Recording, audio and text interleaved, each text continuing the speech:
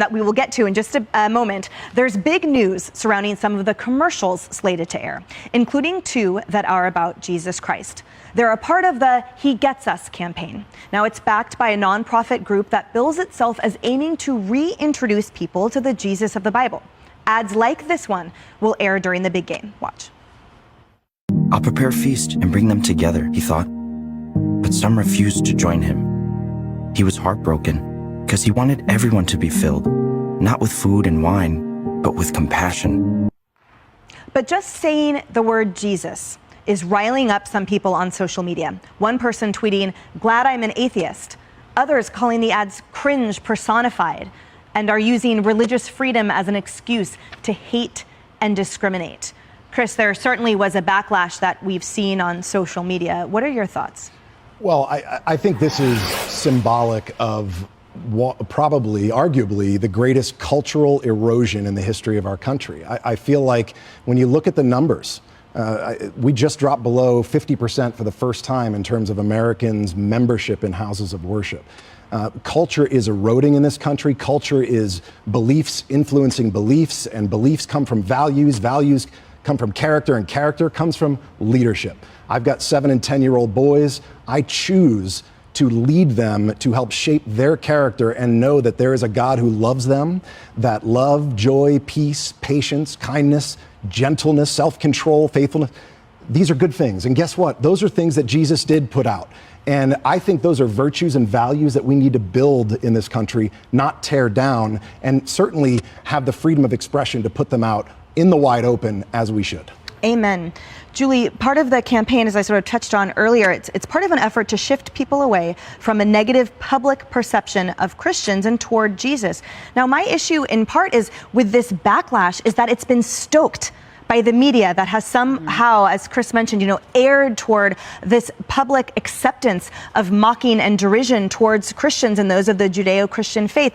NPR wrote, it, meaning this whole campaign. It means a lot more people will probably be sending out confused tweets about a, quote, Jesus commercial, a search term on Twitter that was already flooded and aired during the Grammy Awards they were referencing. So here's NPR, National Public Radio, upon which many depend for being, quote, neutral and objective, that is anything but in something that is fundamental to so many of our lives. First of all, the NPR could not be further bipartisan. They're obviously a liberal outlet, but no, this country actually does need to find Jesus. The hate in this country is just so awful. I mean, it's at really honestly a most all-time high, the extreme left and the extreme right, and I'm not talking about one side or the other, because anytime that I meet someone who's politically extreme or an extremist, that does derive from a place of hate. Jesus teaches us to love thy neighbor, to love one another. And so I do believe that this country needs to find Jesus. And I think that this country is also very anti-American. So why would they not be anti-God? Because in the Pledge of Allegiance, we pledge allegiance to the flag. We also pledge allegiance to our God. And I don't care if you're Christian, if you're Muslim, it doesn't matter. People do need God in their life. Hopefully that will derive, and maybe perhaps lead our country into a more peaceful place. Because look at where we are now. It's not good.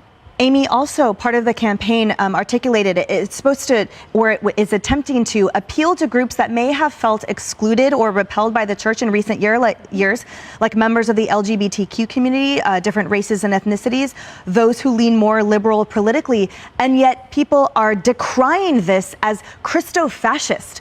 What is wrong with appealing to everyone? What is wrong with spreading messages of love, which is what Jesus Christ stood and died for? Look at the mote in your own eye before you look at the one in mine, or something like that with the Bible, right? Yes. Maybe the reverse. But the point is that people are so worried about what everyone else is doing that we're taking away everyone's voice. I love Jesus.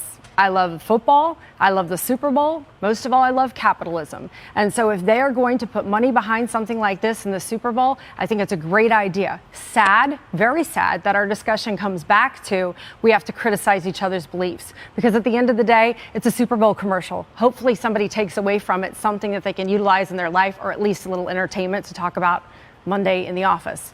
But it's very sad that the conversation has come down to criticizing other people's beliefs instead of allowing us to have an open voice. And again, sadly, that comes right back to the Bible and to Jesus, and not being able to follow some of those basic moral concepts and principles that America was founded on. I love Jesus most of all. Football is second to that. Exactly. And Kennedy, part of, to Amy's point, Capitalism's pretty great. it's in the top 10.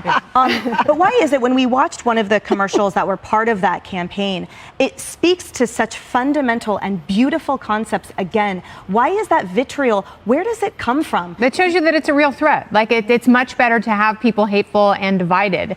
And it's much easier in terms of religious faith, particularly Christianity, to paint people as simpletons who, just worship an old guy in the clouds, and develop this straw man. But, if you're encouraging people to think about things like unconditional love and compassion and to search inward, that's actually very powerful.